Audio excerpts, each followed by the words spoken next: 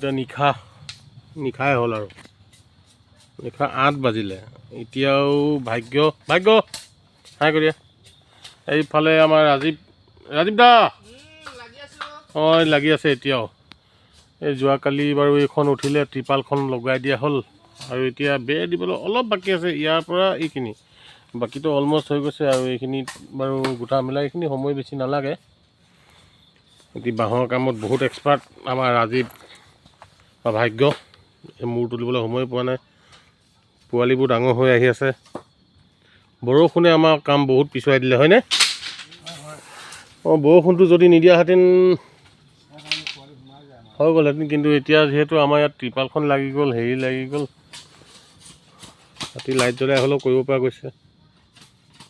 এনেকৈ কৰি আৰু 3-4 দিনমানৰ পিছত ইয়াতে পোৱালিখিনি আনিব লাগিব